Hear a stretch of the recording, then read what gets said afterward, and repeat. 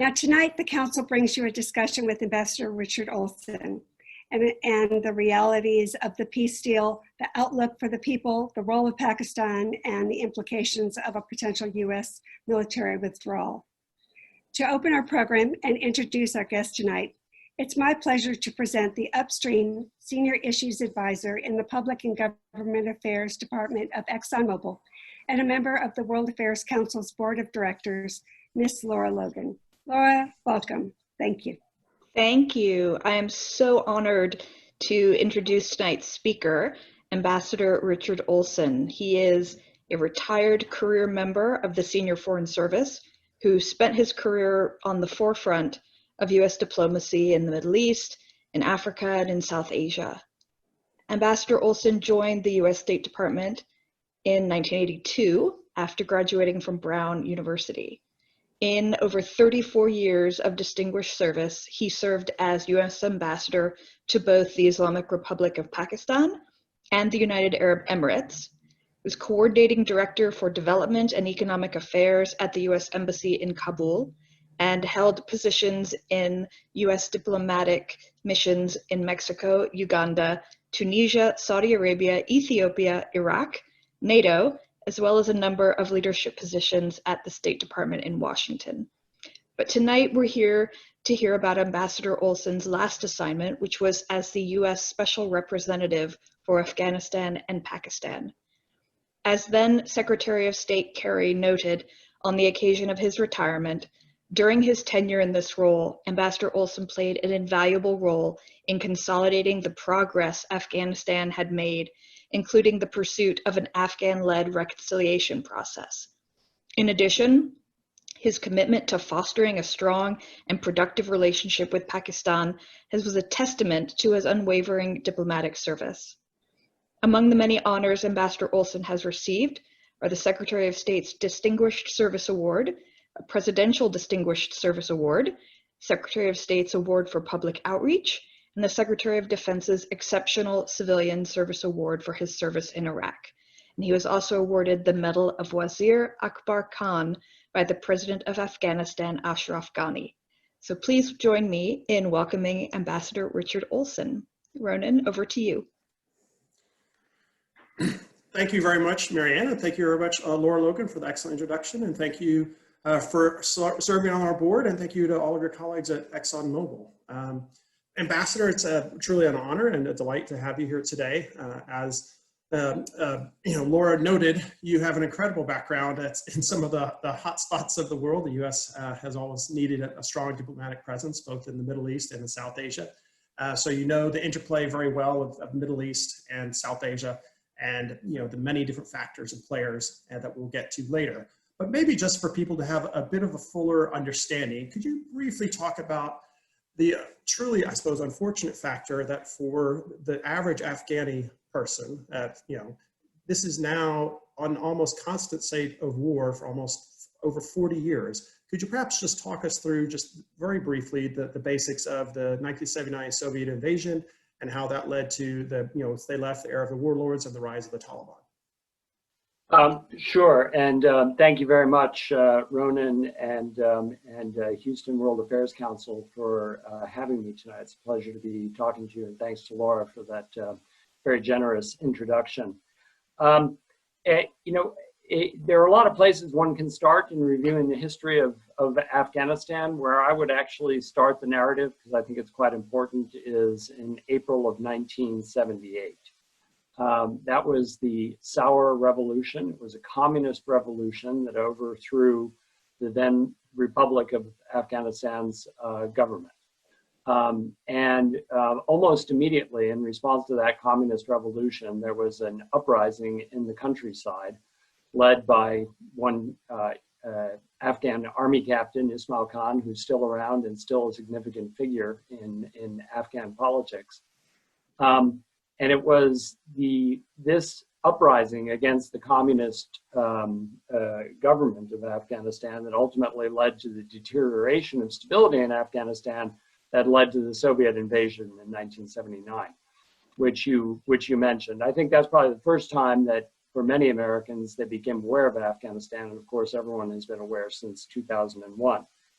But the reason I go back to the Sour Revolution is because there's a lot of interceding history, and we could spend all evening just doing the history of Afghanistan.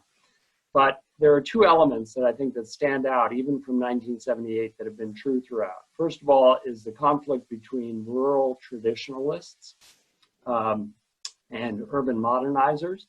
The urban modernizers in those days were communists. Nowadays, they're moderate Muslim neoliberals, but there's still this great tension between urban and rural traditions in Afghanistan. And I think that continues to play out today. The second element is the intervention. In this case, the Soviet Union, which intervened in 1979, in December, Christmas Day, 1979. And that is unfortunately the first example of numerous interventions that have taken place over the course of the subsequent 42 years of Afghan history. After the Soviets left in 1989, there was a period of chaos and civil war, and the Taliban, which had Pakistani backing, arose in the mid-90s and consolidated its position by 1996, and assumed as part of its taking on the responsibilities in Afghanistan, assumed the sponsorship for Al-Qaeda, which was present there. And of course, that was a direct line to 2001 in our intervention 19 years ago this month. And, I suppose maybe perhaps you just quickly touch upon the fact, a lot of people old enough will remember the U.S. support for the Mujahideen, those who were, the rebel forces fighting against the Soviets, oftentimes were Islamic forces or Islamic-oriented forces. And maybe could you also just talk upon the fact that, as maddening as it might sound, despite their draconian methods, when the Taliban first came to power, after the many years of just warlords decimating the country, in a lot of ways they were seen as a stabilizing force and welcomed by many Afghanis because they brought a degree of stability to the country.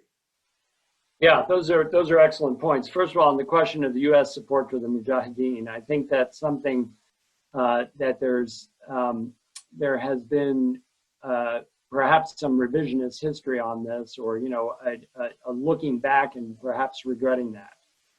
Because amongst the groups that were sponsored, not by the U.S., by the way, but that developed was one led by Osama bin Laden, which later transmogrified into Al-Qaeda. My take for what it's worth on this is that I think the U.S. was actually right to support the Mujahideen in fighting against the Soviet Union. It dealt a devastating blow to the Soviet Union, which contributed to the Soviet Union's demise. And I think it was actually the right thing to do on its own merits.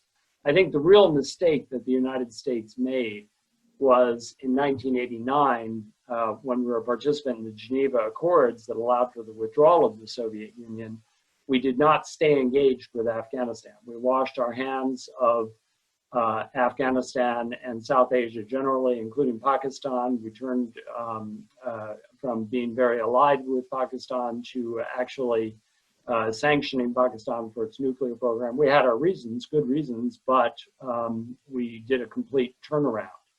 And I think that is what is remembered in the region to this day, and it is a worry. It's a concern that we will do that again with regard to the end game in Afghanistan this time around. On the question of the Taliban, you're absolutely right that the Taliban emerged out of, the word Taliban, by the way, means students. It actually means, it refers to young men who were students in Islamic seminaries mostly in Pakistan.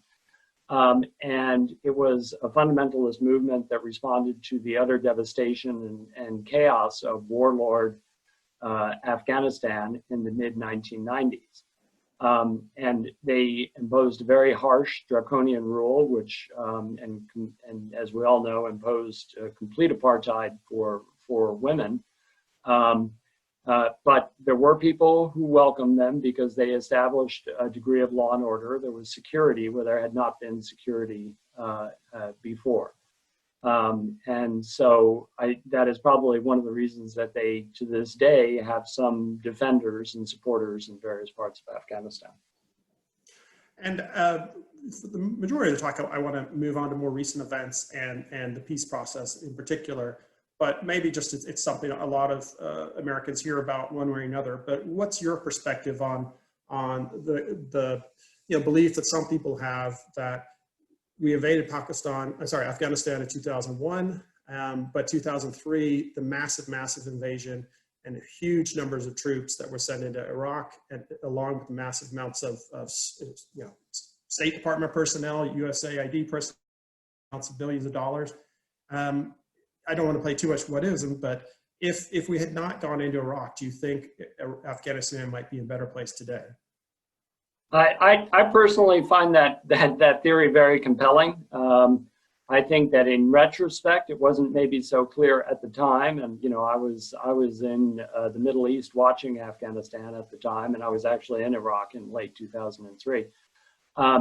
So it wasn't so apparent at the time, but in retrospect, it is very clear that a lot of the things that we wish we could do now in Afghanistan would have been much easier to do in 2002 and 2003. For instance, everyone thinks that it would have been, I think, preferable to reintegrate the Taliban rather than to engage in peace negotiations with them. That is to say, it would have been better to have just brought them back, dismantled them as a fighting force, brought them back to their villages, allowed them to assume normal lives. We might have been able to do that in 2002, 2003 if we had not been so focused on Iraq and moving in a different direction. President Karzai at that time wanted to open a peace process with the Taliban, and the U.S. Was opposed to it.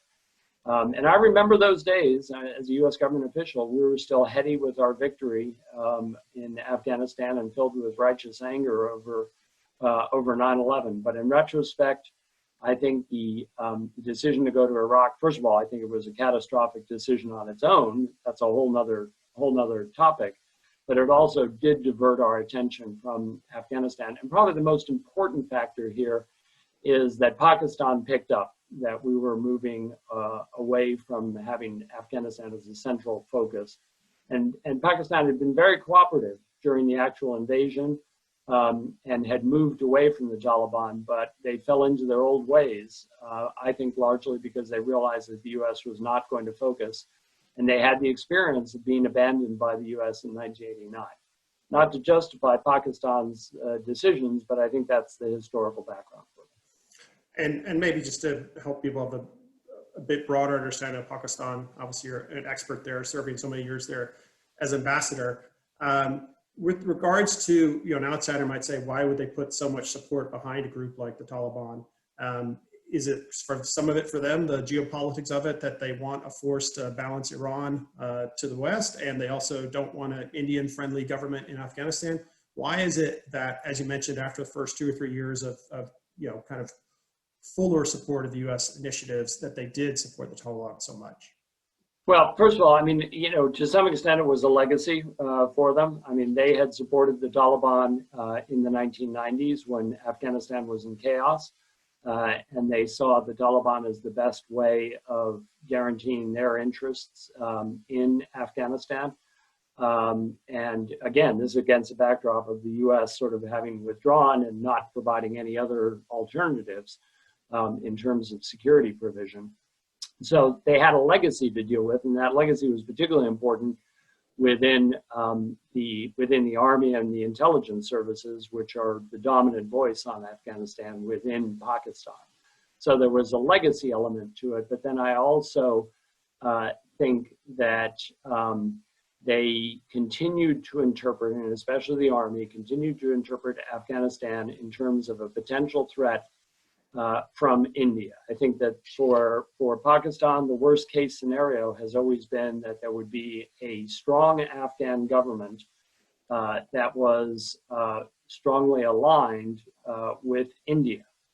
I think that the worst, that's their worst case scenario. The best case scenario is an Afghanistan that is friendly to Pakistan and aligned with Pakistan. but they are prepared to live with the intermediate case, which is that a weak Afghanistan in chaos that doesn't represent any kind of threat to them. So I think that explains, why Pakistan has pursued, in effect, a dual policy on Afghanistan, and it actually has been supportive to the U.S. over the years in formal ways. I mean, access. If you look at a map, you realize that in order to fight in Afghanistan, you have to go through Pakistan or Iran, which is totally out of the question for the U.S. But at the same time, they hedged their bets and never completely dropped away from support for the Taliban. And then just lastly on that note, a lot of Americans hear about how the Taliban and other insurgencies had kind of safe havens in the FATA areas, the federally administered tribal areas of the north and kind of western borders of Pakistan. How much of that is because the Pakistani government allowed them to have safe haven, and how much is it just because in some ways the Pakistanis themselves don't even have full control of those areas? Look, I mean, I think there's no doubt that at least at the level of leadership, the government of Pakistan was at least accepting a presence of the Taliban leadership. And at several times, that support became more significant. Yes, there's, a highly porous border. And I think it has to be said that one of the motivations for Pakistan is that they actually did not want to create enemies out of the Afghan Taliban because they were concerned about the effect that it would have on their domestic stability. And I think the growth of extremism in Pakistan has shown that, those fears were not irrational. But just one more thought on Pakistan, because I want to finish off this thought, which is, I think, an important one, is that since 2018, Pakistan has actually been very supportive of the U.S. peace initiative and has been working closely with Ambassador Khalilzad and has been using its influence with the Taliban for many, many years. And I certainly, when I was ambassador to Pakistan, the message I always delivered to the government was, either expel the Taliban or bring them to the table to negotiate. And in the end, they have helped to bring them to the table to negotiate and continue to use their influence. So we're actually, in a curious way, more aligned with Pakistan now, despite the ups and downs of the past 2 decades, than we have been probably since 2002. All right. And just, briefly, because I really want to just, get to, the peace process now, but in your kind of, expert opinion, what areas has the government made, I guess, and the country made significant progress since 2003, until today, and what areas that are still kind of, really lacking? Well, I think the most, first of all, let's start from the fact that Afghanistan has always been one of the poorest countries in the world. It is far and away the poorest country in Asia. On most indices, it is comparable to, the lower end of countries in Africa. So it, has a huge development burden under any circumstances. It's a difficult place, in other words, to make rapid progress. And I think that institutions have been built over the past 20 years. I mean, the Islamic Republic has been established. There's a constitution. There are organs of government, some of which work more effectively than others. But, there are some institutions in place. And what that has resulted in is some important advances for the Afghan people, especially in health and education.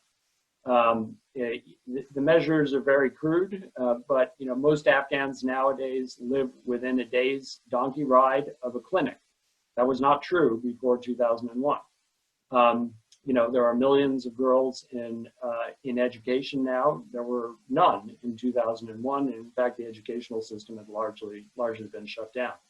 So against a very low backdrop, there has been a lot of change. The problem, I would say, in Afghanistan is that I would highlight 2 areas where I think there has not been the progress that we would have liked to have seen.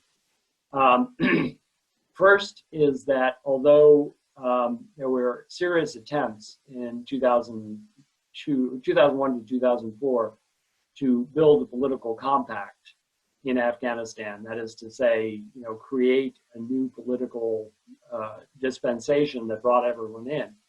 It did not include the Taliban for reasons that I've already mentioned. And that has proved to be kind of one of the fatal flaws of the entire thing, because the Taliban have come back, and their principal grievance is that they were excluded after 2003. And this is a sort of a lesson for American diplomacy. I think in future, we knew this previously, that you need to have the losers of the war at the table as well as the winners.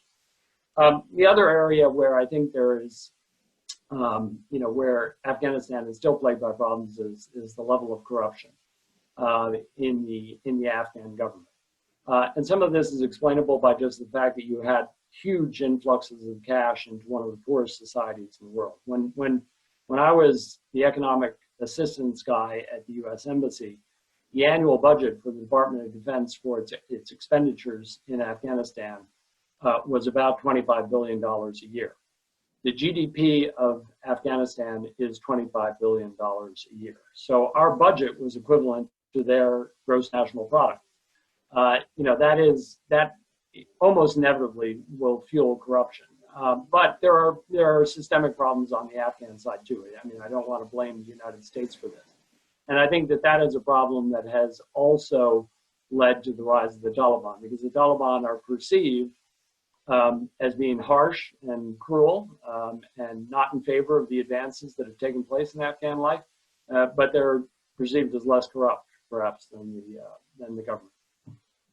And lastly, before we turn to peace talks, you mentioned, for a long time in Afghani history, there's been a divide between kind of more traditional fundamentalist conservatives in rural areas and perhaps, not liberal, but less conservative people. You mentioned neoliberals in the urban areas. Can you talk about where the Afghani government has realistic control and where the Taliban has realistic control, and how that breaks down in the country?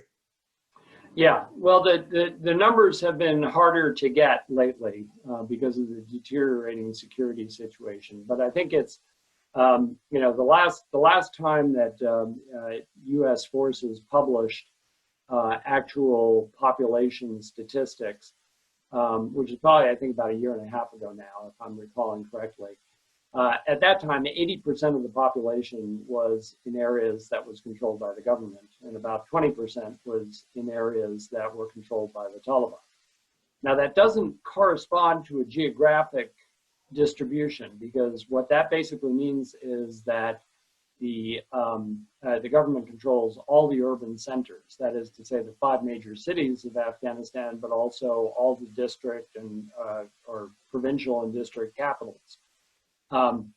And the Taliban has really not been able to seize any of those, even in their most recent surges in military activity.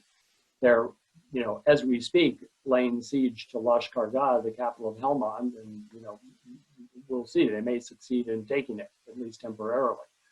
But in terms of geographic control, it's much larger, because the Taliban controls vast swaths of desert and mountains. And that doesn't give them a lot of control over population, but it does give them a sort of a geographic advantage, you might say.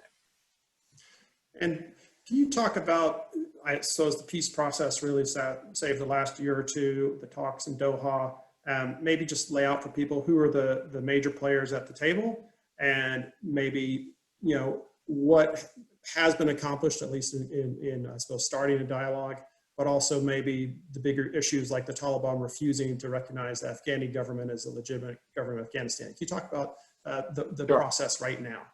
Yeah, so let me just start with a little bit of historical background, which is that the U.S. was attempting to pursue a policy of reconciliation with the Taliban from really about 2010.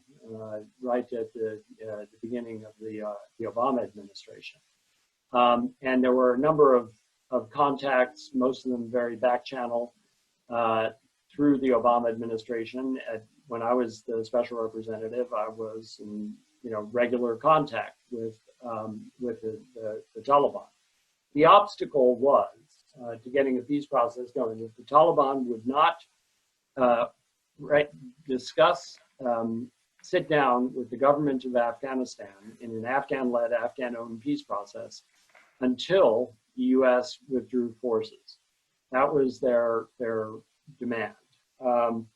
And I think the breakthrough came under this administration, under the leadership of Ambassador Khalilzad, and I have great respect for what Zalmay Khalilzad has done, was to take this issue head on and to arrive at a formula that allowed for a phased conditional withdrawal of U.S. forces, which is the essence of the agreement that was signed in Doha in February of this year.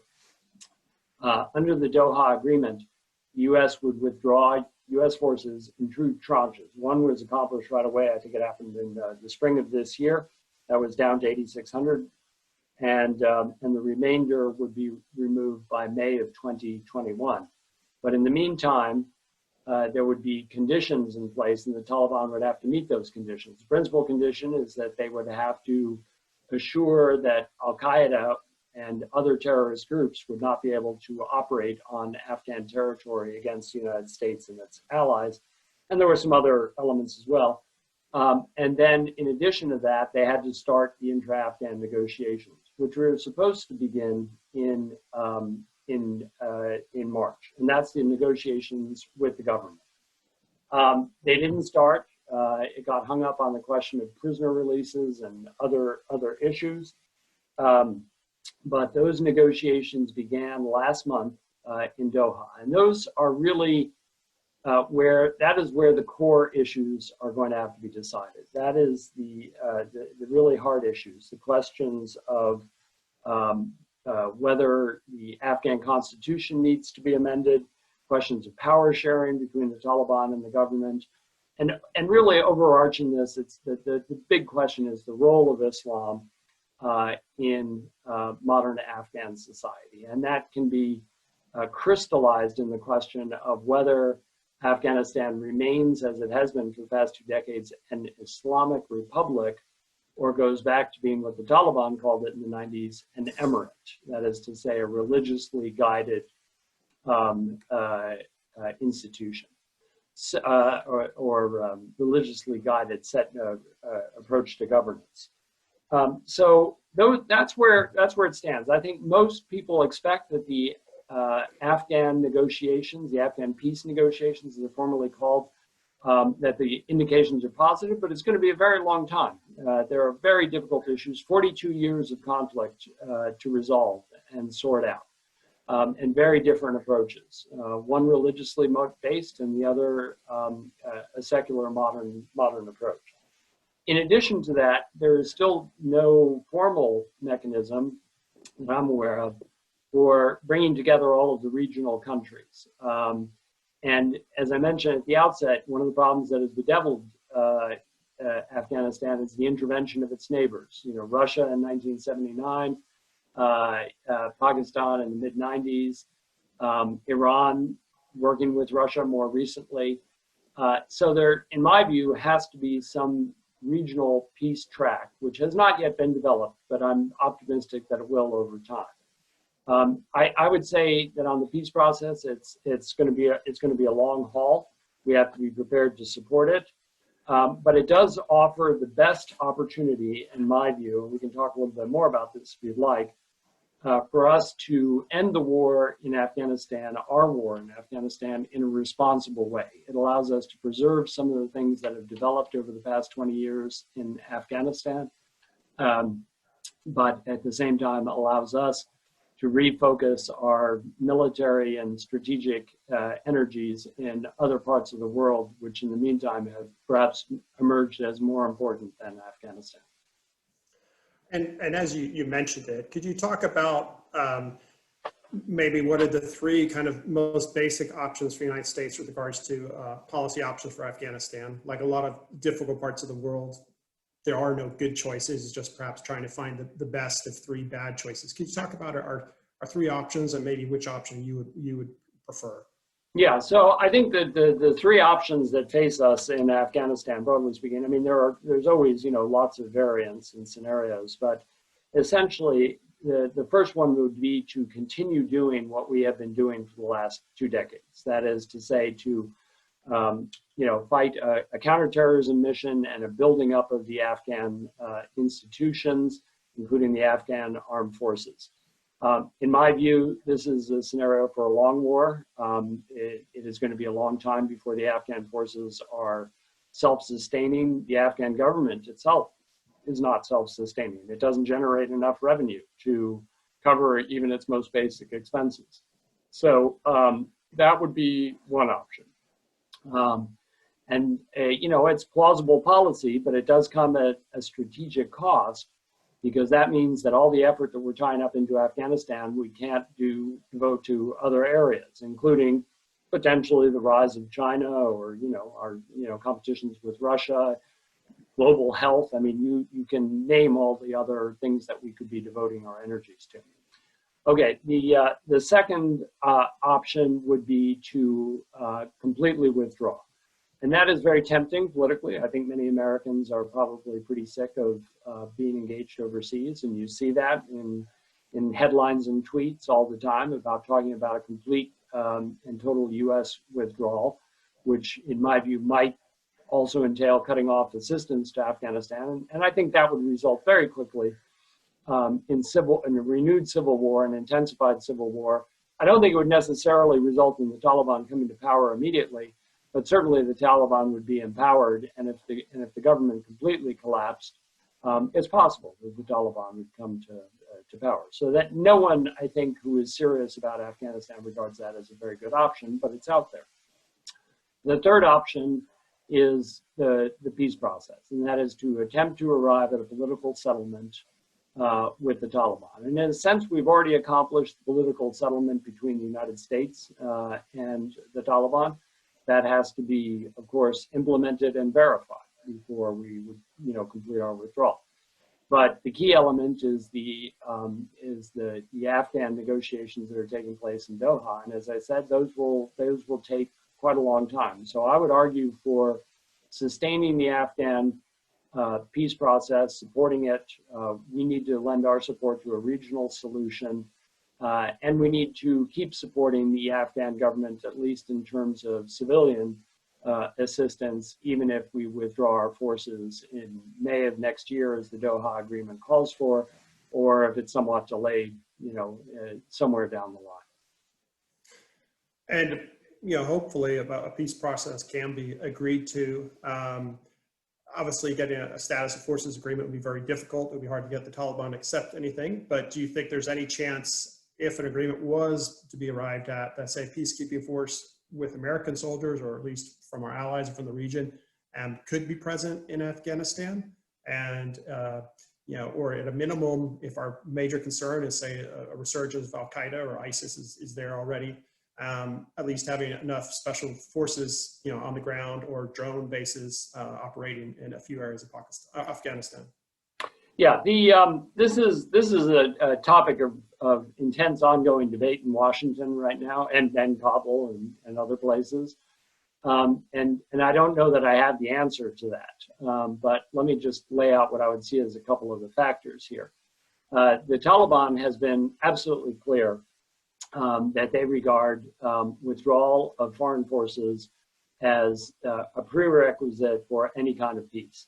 And they've made clear that if there is not a withdrawal of foreign forces, they would feel they have to go back to war. And I think that in terms of what they have sold to their supporters and to their soldiers, their foot soldiers, as long as there are foreign forces in Afghanistan, they will be able to claim that this is a legitimate jihad against foreign occupation. And in fact, they would have a very difficult time accepting it. That suggests it's probably not, to my mind at least, but different people have different views, that it's probably not going to be possible to negotiate with the Taliban for some continued U.S. presence. What is conceivable is that if the Afghan peace negotiations result in a new political structure, which ultimately means a new government. Let's say there is a new government in which the Taliban comes in and is a participant. Then that new government would be in a position to perhaps, under existing agreements, the strategic partnership agreement with Afghanistan and between the Afghanistan and the U.S., and the bilateral security agreement, which is effectively a SOFA. Under those provisions, the government would be able to request and perhaps negotiate a continuing U.S. presence. That's the only way it could be done, I think, is under some kind of new political dispensation, but it's a bit of a long shot. And maybe just to take two things that people might have noticed in the headlines over the last 6 months or so. What's your take on the reports of Russian GRU military intelligence paying bounties, perhaps, to the Taliban to try and kill American soldiers?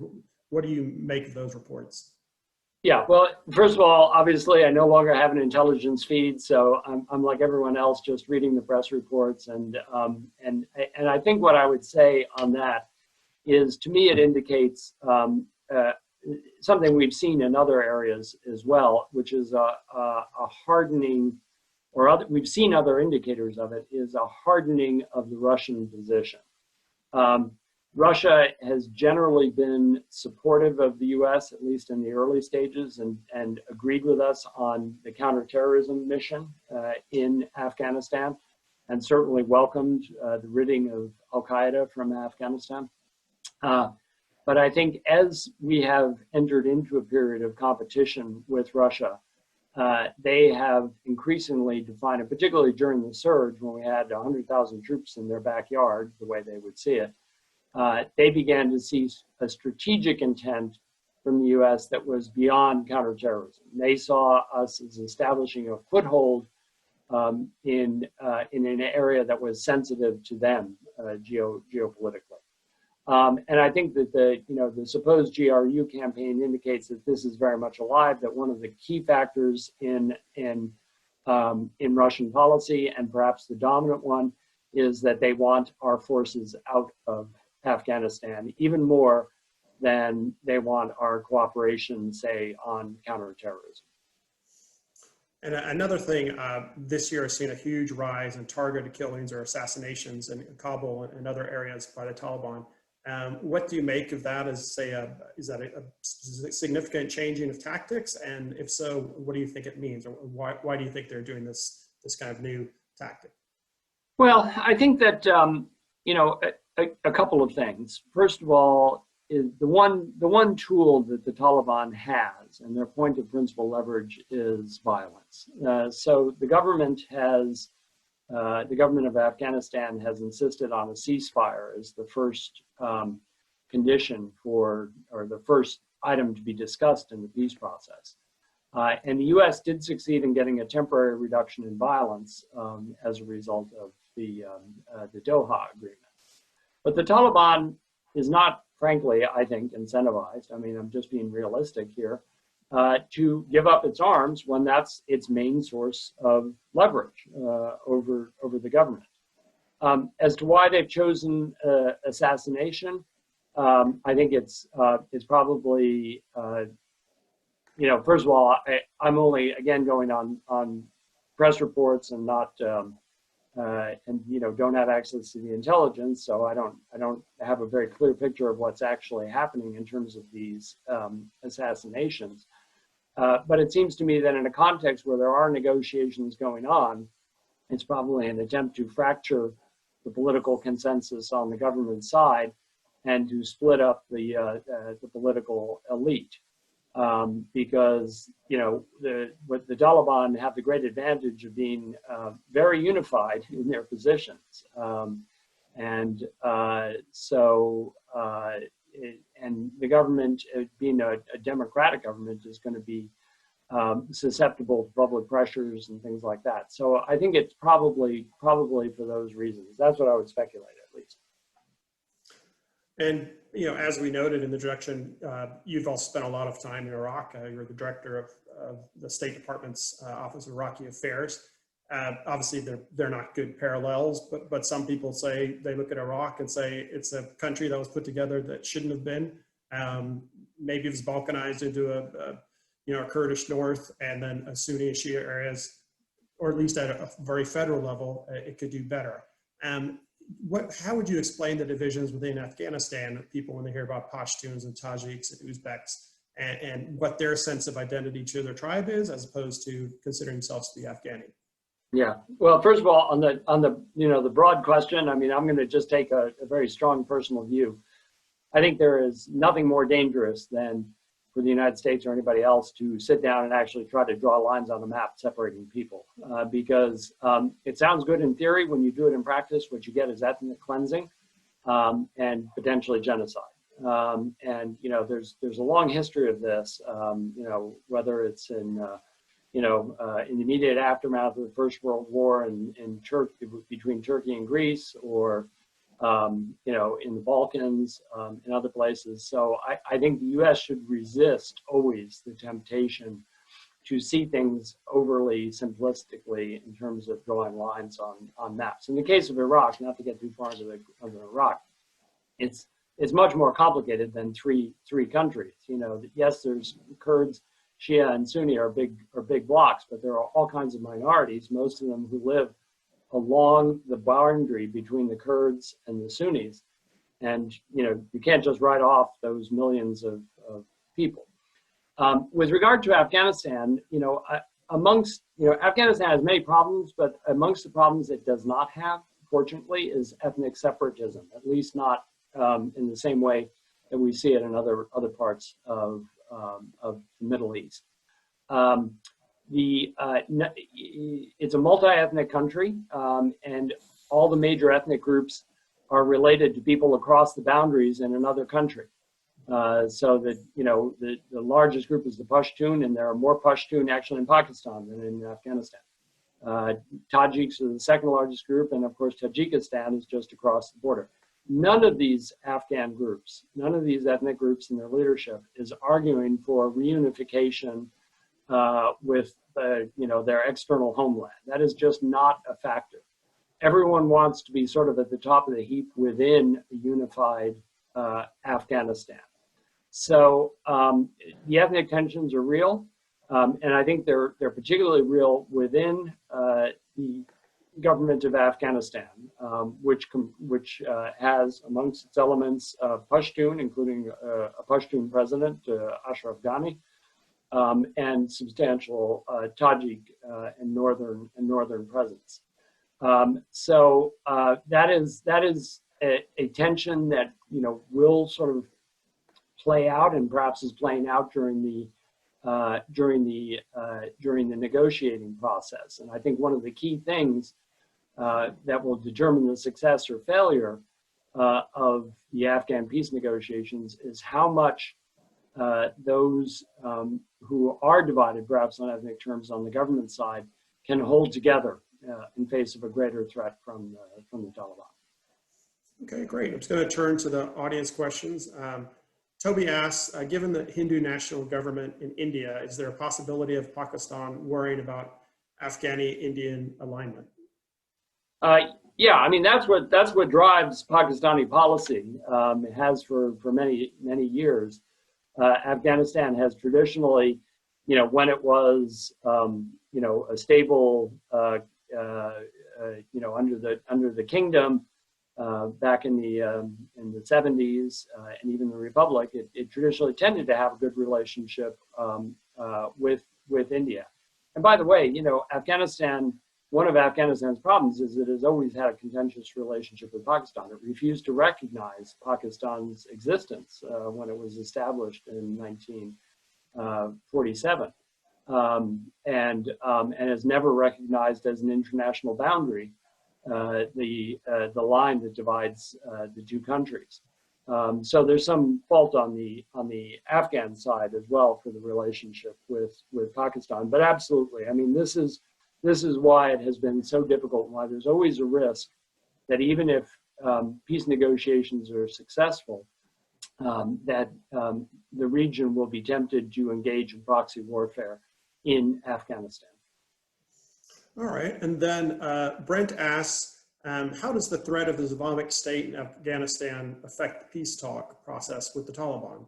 And maybe you just talk a little more broadly about what degree the Islamic State is present in Afghanistan and what their presence means.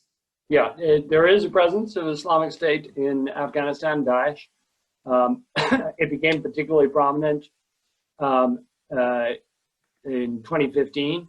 My own take on this is that it was largely the result of the operation that the Pakistan Army undertook to expel the Pakistani Taliban, not the Afghan Taliban, the Pakistani Taliban from the Fatah, which was successful. They succeeded in pushing these guys out. They pushed them into Afghanistan, and I think a lot of them switched sides and became part of Daesh. And there's also been an outflow, small outflow, I think, from the Middle East, from Syria and Iraq. The interesting thing here is that it's actually a point of convergence between the US and the Taliban and perhaps even the government of Afghanistan. Everyone is fighting against Islamic State. The US is, the Taliban is, and so is the government of Afghanistan. And there has actually been, I think it's safe to say, a measure of almost deconfliction between the US and the Taliban in terms of their approach to, I wouldn't say they're actually working together, but they have stayed out of each other's face when the other is going after Daesh. It is a point of convergence politically in the negotiations in Doha. No one wants to see the emergence of the Islamic State or the growth of the Islamic State in Afghanistan. All right, and Judy asks an excellent question. Can you please comment on the situation of women in Afghanistan, and particularly on their success with regards to business and the degree of is there increased tolerance in general? Yeah, and this is one of the huge things that has been accomplished over the past 20 years in Afghanistan, is that, you know, women have had a really experienced a dramatic reversal of fortune, you know, from the Taliban period to now. I would say that is primarily true for urban women, but much more so than their rural sisters. But women are now educated in large numbers, you know, including at the university level. There are a lot of talented Afghan women in prominent positions. The Afghan ambassador to the United States is a woman, and she's one of many Afghan ambassadors. And they tend to be young, highly educated, and very successful. And I think that they are very concerned about the peace process and the possibility that the gains of the past 20 years may be lost, because the Taliban, while it claims to have changed its position on women's education, when you read the fine print, it's really, the changes are fairly modest. You know, I mean, they're prepared to accept a level of probably up to junior high equivalent education in segregated schools that are segregated by genders. So I think the women are amongst the groups that are most concerned about a negotiation that would give an upper hand to the Taliban and reimpose the conditions from the 1990s. It's for me another reason why I think the U.S. has to stay engaged and use its leverage, whether that's in the first phase military, but ultimately economic, to try to get the best deal possible for Afghan women. And just a perfect audience question related to what you just finished with. Will the U.S. need to continue with economic support to maintain stability in Afghanistan, especially after if we withdraw military support? I think that the way I would say it is the international community is going to have to continue to fund Afghanistan.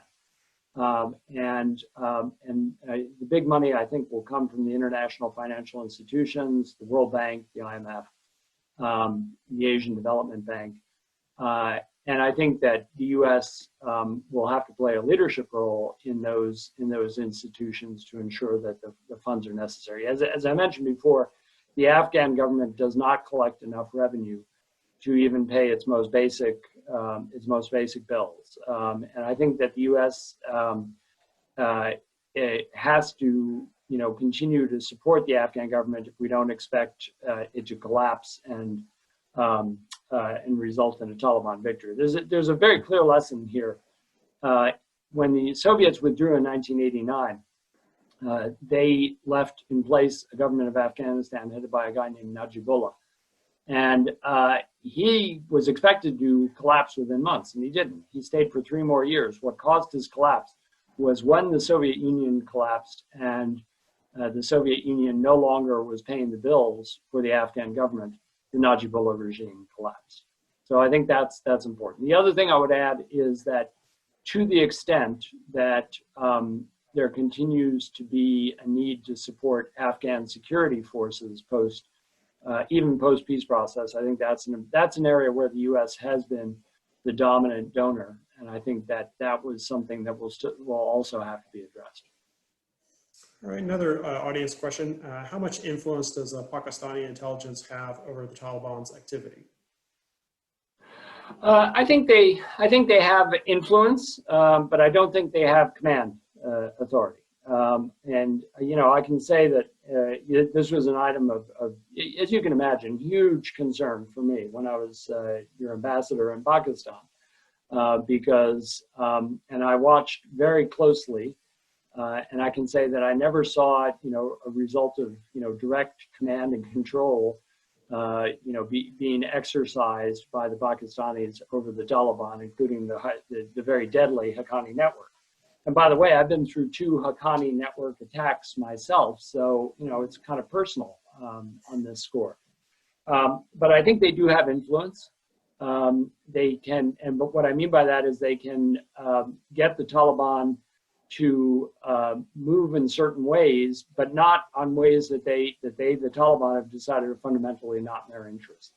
So they've encouraged them to come to the table in the peace process. One of the things they did was they released one of the senior leaders that they were holding captive, Mullah Baradar, and he's been the head of the delegation in Doha. And I think they have used their influence to accomplish reductions in violence. And I think it will be necessary for them to continue to exercise their influence, but I don't think they can really direct the Taliban. Okay, Donna asks, I was in Afghanistan several months before the Russians and felt threatened in the streets and markets. Will Americans ever feel welcome there?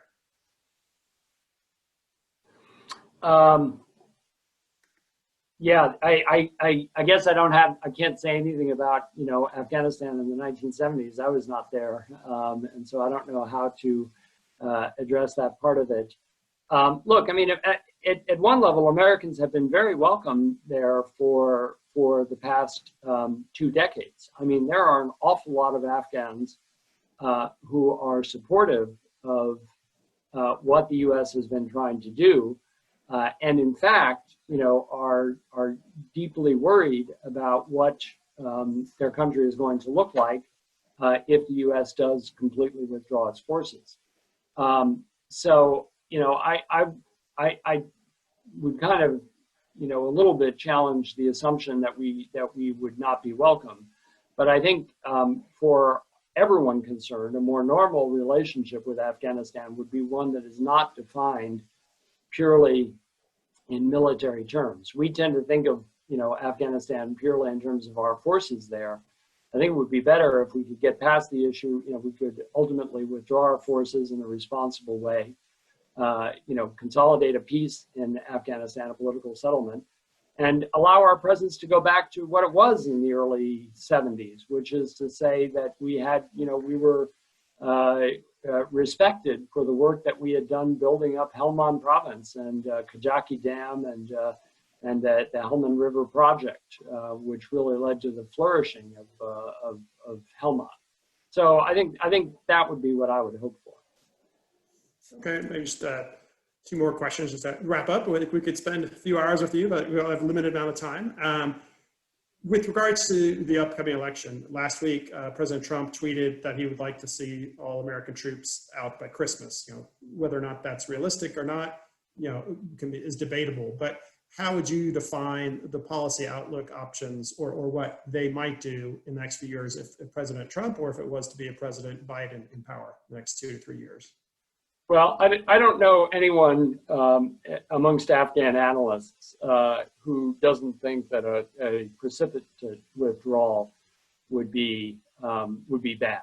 You know, not least, I mean, if we were really to pull our forces out almost immediately, we would get our troops out, but we'd leave all our equipment there, and that's not a good way to leave. That's not a sensible approach. So the U.S. military is currently planning for a timeline of May of 2021, and they've said it's conditions based, and so that means that whoever's in power probably in January of 2021 in the States will have to make some tough decisions about whether or not, you know, to go through completely with that withdrawal. How much this tweet is domestic politics and how much it is real, it's very hard to say. I mean, the chairman of the Joint Chiefs of Staff basically came out and said that they had an ongoing planning process, and that one shouldn't listen to extraneous political noise. So, you know, I like everyone else, I'm a little bit mystified as to what will actually happen, but I just think a sudden withdrawal driven by U.S. political considerations would be a mistake, and we would pay a price for it eventually. Right. And lastly, you touched upon, obviously, a lot of Afghanis felt after we supported the Mujahideen fighting the Soviets, we largely left Afghanistan and didn't support it. And that in some ways is not the only reason, but part of the vacuum that allowed the warlords to rise and then ultimately the Taliban to come to power. If you're many years on the ground in Afghanistan now, how much of concern did you hear from the people, just the average person, about a concern about the U.S. abandoning them again? And maybe just overall, maybe your last views on what you feel and hope for the country. Yeah, I think it's a real concern. I think that there have been huge changes in Afghan society over the past 2 decades. It's an urbanized country now to a large extent. It's a very young country. I mean, it's got a huge demographic bulge, and so most Afghans are under 20 and don't remember the 40 years of civil war. They remember the 20 years that they've lived through of war. So I think that that is something that, you know, concerns a lot of urbanized, you know, modern Afghans, people who have worked with us and put themselves at risk to work with us. And I've already mentioned the particular case of women. So I think we need to continue to stay engaged with Afghanistan. That doesn't mean we need to keep our troops there forever. I am strongly in favor of arriving at a political settlement that allows us to withdraw our forces expeditiously and define our relationship with Afghanistan in much more normal terms. I think we have, we can define a much more, you know, beneficial relationship between the U.S. And Afghanistan if we don't have it entirely dominated by our troop presence. All right, well, again, I want to thank everyone so much for joining us, and a special thank you again to Laura Logan from our board, from ExxonMobil, and thank you so much, Ambassador Olson. We'll definitely stay in touch, and thank you very much for your time and on all the incredible work that you've done. Thank you very much. Thank you. It was a pleasure. Thank you.